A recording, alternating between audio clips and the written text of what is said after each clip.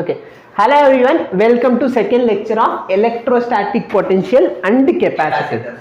இன்னைக்கு லெக்சர்ல பார்த்தனா electric potential due to a dipole. Dipoleனால இருக்கிற electric potential பார்க்க போறோம். சரியா? First வந்து ரொம்ப சிம்பிளான ஒரு மெத்தட்ல நம்ம சால்வ் பண்ணுவோம். அடுத்து அதை விட கொஞ்சம் கஷ்டம். மூணாவது பார்த்தனா CBSE book.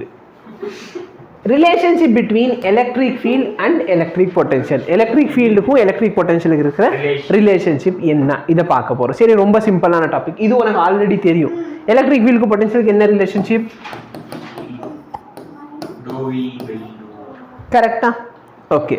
நல்ல பார்த்தா ஈக்வி பொட்டன்ஷியல் சர்ஃபேஸ் இருக்கும். அதுக்கு வீடியோ வந்து என்கிட்ட இருக்குது. அது வந்து கிடைக்கிறப்ப உங்களுக்கு காமிச்சிடுறேன். கிடைக்கலன்னா விட்டுருவோம். சரியா?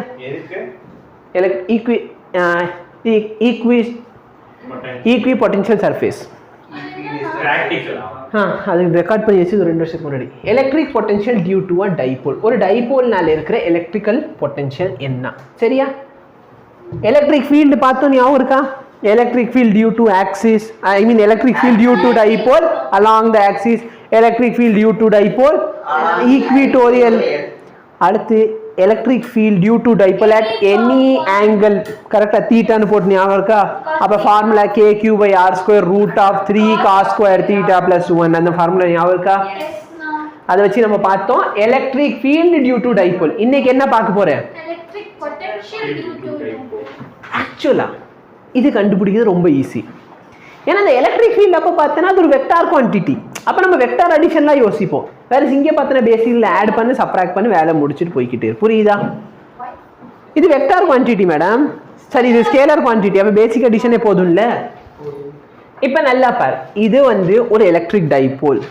அப்போ டெரிவேஷன் எழுதுறப்ப எப்படி எழுதணும்னா I have an electric dipole. இல்லை let us consider an electric dipole which has charge plus q and minus q which are separated by a distance of 2.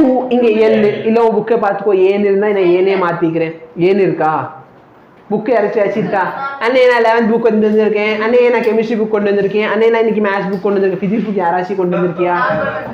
S, very good. கொஞ்ச நேரத்துக்கு முன்னாடி கேட்குறப்ப நான் பிசிக்ஸ் புக் கொண்டு வரலன்னு சொல்லிக்கிட்டு இருந்த பொண்ணு. நீ வச்சுக்கோடா 11th புக்கே வச்சுக்கோ. ஹோம்வொர்க் கேக்குறோம். ஐயோ இது என்ன இன்னும் உனக்கு 11th பாஸ் கொடுக்கல?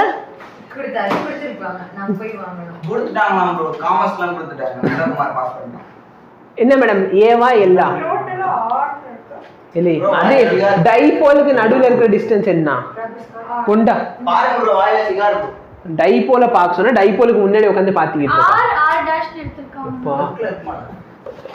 Electric field due to point சார்ஜ்ல டைபோல்னு சொல்லிக்கிட்டு இருக்கேன்ல, அதான் சொல்றேன். டைபோல் பாருனா ஏ. ஓகேவா? அப்ப இங்க என்னது?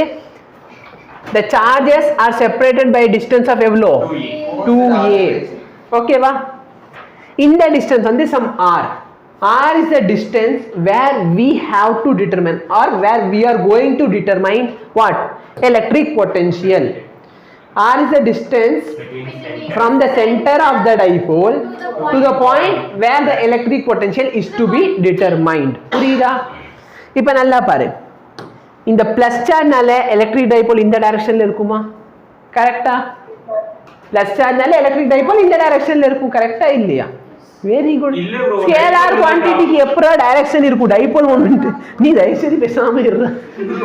இது ஸ்கேலார் குவான்டிட்டி. டைரக்ஷன் எப்படி சார் வந்துச்சு உனக்கு? புரியுதா?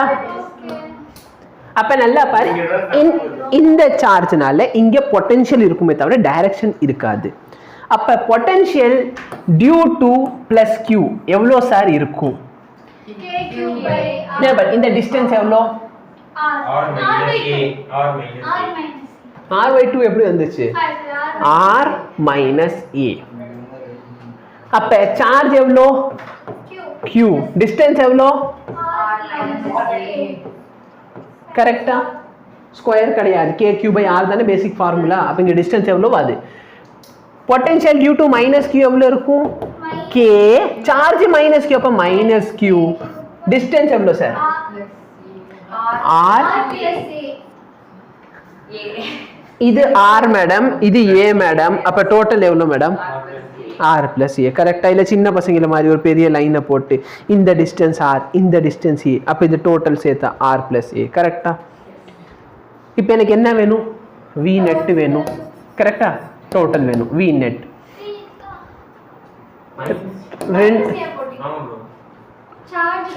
Negative charge any difficulty no plus v due to minus q ரெண்டுத்தோட பொட்டன்ஷியல் சம் பண்ண போற கரெக்டா இல்லையா? அதான டோட்டல் பொட்டன்ஷியல் கிடைக்கும். நல்லா பாரு, k q ன்னு காமன் எடுத்தா 1 by r minus a plus 1 by thank you madam. bro இது அது bro இங்க ஸ்கொயர் இல்ல, அது இதுன்னு என்ன எழுத்து போடுவேன். இங்க ஸ்கொயர் இருக்கா? எலக்ட்ரிக் ஃபீல்ட்ல ஸ்கொயர் இருந்துச்சு, சரியா போச்சா? இது 1 by r தானே, 2a. அப்போ ஃபைனலா உனக்கே தெரியும் இங்க வந்து இது மேல கொண்டு போயிருவ. அப்ப r minus a இருக்கும், r plus a இருக்கும். இங்க minus ஆஃப் அங்க minus r plus a, அப்ப r minus r கேன்சல் ஆயிடுச்சு. என்ன கிடைக்கும்? 1 by r kq into 2a by r square minus a square. என்ன formula madam? a plus b into a minus b is equal கரெக்டா? அப்ப தயவு சரி யாரும் கேட்காது, இங்க r minus a தானே இருக்கு, a minus b எங்க இருக்கு? இது வந்து a minus b a plus b ஃபார்மேட்ல இருக்கு கரெக்டா? அப்ப r square minus a square. நல்லா பாரு, இந்த 2aq க்கு பதிலா நான் என்ன போடலாம்? p னு போடலாம். அப்ப kp by r square minus a square. இப்ப if r is very much greater than a, அதாவது டைபோல் அப்ராக்சிமேஷன் இல்லனா short dipole, kp by r square very good. அப்ப r square minus a square பார்த்தனா approximately r ஸ்கொயருக்கு equal ஆயிடும். அப்ப v பார்த்தனா நல்லா பாரு, இதுல எனக்கு ஒரு விஷயம் தெரியுது. எலக்ட்ரிக் ஃபீல்டோட ஜெனரல் ஃபார்முலா என்ன? kq by r square. kq by r square. டைபோல்ல பார்க்கறப்ப kq by r cube. r cube. குவாட்ராபோல் வச்சனா kq by r power 4 னு கிடைக்கும். ஆக்டோபோல் வச்சனா kq by r power 5. Basically what is, நல்லா பாரு, ஒரு சார்ஜ்னால எவ்வளோ? 1 by r ஸ்கொயர். நான் டைபோல் ரெண்டு சார்ஜ் வைக்கிறப்ப என்ன ஆகுது? அதோட வேல்யூ 1 இன்க்ரீஸ் ஆகுதா? 3 சார்ஜ் கிடையாது, சரியா? 3 சார்ஜ் டைபோல் கிரியேட் பண்ண முடியாது, அப்ப 4 சார்ஜ் அதுதான் குவாட்ராபோல். அப்ப பவர் என்ன ஆகும்? இன்னும் 1 இன்க்ரீஸ் ஆகும். 8 சார்ஜ் வச்சேன்னா இன்னும் 1 இன்க்ரீஸ் ஆகும். bro அப்ப புரியுது? சொல்லு உட்காந்து இதை நான் கூட்டிக்கிட்டு இருக்கோம். 4 8 16 உன் சிலபஸ்ல கிடையாது, சும்மா ஒரு பேச்சுக்காக சொன்னேன், சரியா? இல்லை எம்எஸ்சி லெவல்லையும் அந்த அளவுக்கு வராது. பட் எஸ் என் ஜென்ரல் ஃபார்ம்ல நிறைய டைம் டிரைவ் பண்ணி வச்சிருக்கேன், நானும் நித்யானந்தி மேம் பண்ணுவோம். அது தேவையே படாது பாப்பா, யோசிச்சு பாரு, சார்ஜ் வச்சு நம்ம என்ன பண்ணுவோம் அந்த அளவுக்கு. நித்யானந்தி மேம், சரியா? நித்யானந்தி மேம், சரியா? போதுமா?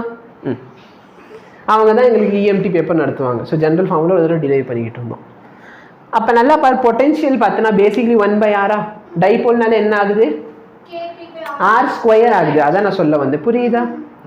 எலக்ட்ரிக் ஃபீல்ட் ஒரு சார்ஜ்னால வந்து 1 by r ஸ்கொயர், டைபோல்னால r கியூப், புரியுதா? பொட்டன்ஷியல் ஒரு சார்ஜ்னால r, r ரெண்டு சார்ஜ்னால r ஸ்கொயர். டிஃபரன்ஸ் புரியுதா? Very good. இது முடிஞ்சு. இப்போ பாரு, electric field, electric potential at equatorial. Again இங்கிலீஷ்ல என்ன எழுத போற? equatorial. Let us consider two charges plus q and minus q separated by a distance of 2a. Let p be the point where the electric potential is to be determined. The point is perpendicular இல்லனா equatorial to what? To the axis of dipole. To the axis of dipole. சரியா? And r be the distance, perpendicular distance from the center of the dipole to the point where electric potential is to be determined. Any difficulty? இப்போ நல்லா பாரு, மைனஸ்னால potential இந்த டைரக்ஷன்ல இருக்குமா? No, direction இருக்காது. அதுக்கு Mukesh argue வேற பண்ண வந்தான். ப்ரோ அது மைனஸ் கியூ டைரக்ஷன்ல தானே போடணும், பிளஸ் கியூ மைனஸ் கியூ இல்லை பியோட டைரக்ஷன்ல தானே போடணும் சண்டை போயிருந்தேன், சரியா? அப்ப நல்லா ஞாபகம் வச்சுக்கோ, இது வந்து என்னது? Scalar quantity. அப்போ அங்கே வேல்யூ இருக்குமே தவிர டைரக்ஷன் இருக்காது. Any difficulty? அப்போ V due to plus Q எவ்வளோ சார்? கே சார்ஜ் வந்து Q due to plus Q போட்டிருக்கேன்டா. இந்த பிளஸ் கியூ நான் இந்த டிஸ்டன்ஸ் எவ்வளோ? square plus all square whole power 1/2. கரெக்டா? டியூ டு மைனஸ் q எவ்வளவு இருக்கும்? minus kq by r square minus சரி இது ப்ளஸ், சாரி இங்கே ப்ளஸ். ஓகேவா? நான் மேலே மைனஸ் யோசிச்சுன்னு நினச்சிட்டேன். சரியா? இப்போ டோட்டல் எவ்வளோ?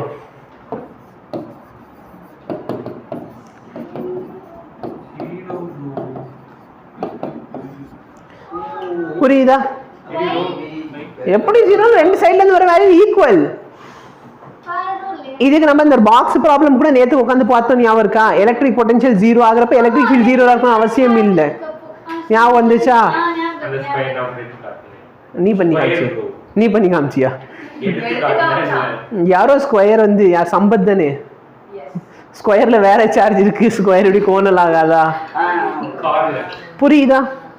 அப்ப நல்லா பாரு, electric field at axial along the axial எவ்வளவு கிடைக்குது? kp by ஈக்குவேட்டோரியல்ல 0. இப்போ அட் எனி ஆங்கிள் தீட்டா. இது எதுவுமே புக்கில் இல்லை. இப்போ வரைக்கும் நான் நடத்துறது எல்லாமே எனக்கு ஈஸியாக புரியுதா? இது எதுவும் புக்கில் இருக்காது. இப்போ நல்லா பாரு, இது டைபோலோட டைரக்ஷன் என்ன? எனக்கு தெரிஞ்சு டைபோல் இந்த டைரக்ஷன்ல இருக்கும். டைபோல்டா, டைபோல் மூமெண்ட் தானடா. டைபோல் மேரேஜா மியூன் பண்ணுவேன். டைபோல் கரெக்டா? புரியுதா? இப்போ நல்லா பாரு, இந்த வேல்யூ p. சரியா? இப்போ இது pனா இந்த வேல்யூ என்னவா இருக்கும்? தீட்டாக்கு பக்கத்துல இருக்கு. அப்ப இது என்ன? தீட்டாக்கு பக்கத்துல இருக்கு.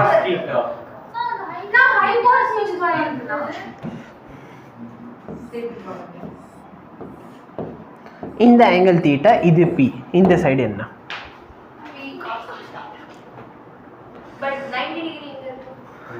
ஆப்வியஸ்லி 90 டிகிரி இங்க இல்ல, கன்ஃபார்மா. இதுவும் 90 டிகிரி இல்ல. எங்க இருக்கும் 90 டிகிரி? கரெக்டா?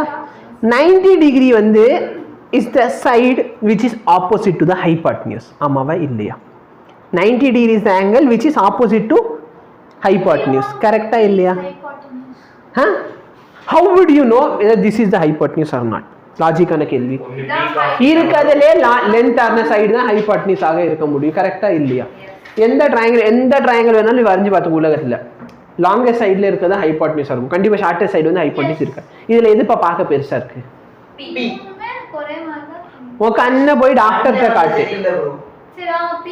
ஸ்கேல் எடுத்து மெஷர் பண்ணி காட்டுறேன். இது இவ்வளோ கரெக்டா? இது இங்க வச்சா இவ்வளோதான் வருது. கரெக்டா?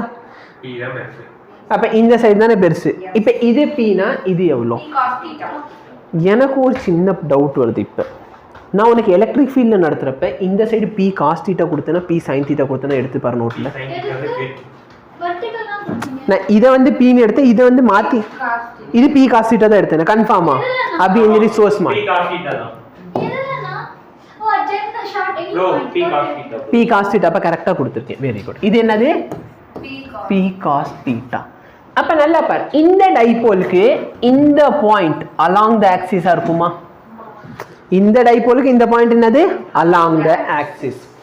இப்ப நல்லா பாரு, இது ஒரு காம்போனன்ட்னா இதுக்கு இந்த இடத்துல ஒரு காம்போனன்ட் கிடைக்குமா? இது p sin cos θ னா இது என்னது? சரி, இது p cos θ னா இது என்ன? சப்புன்னு அடிச்சு போடுவேன். நல்லா பாரு, இதுவும் cos θ, இதுவும் cos θ, இதுவும் cos θ. உலகத்துல cos θ மட்டும் தான் இருக்கு. விடு, இங்க பாரு, இது pன்னு வச்சுக்கோ. சரியா? சரியா? இது தீட்டான்னு வச்சுக்கோ. இது p cos θவா? கரெக்டா? ஏன்னா இது பார்த்தனா தீட்டாக்கு அட்ஜசன்ட்ல இருக்குது.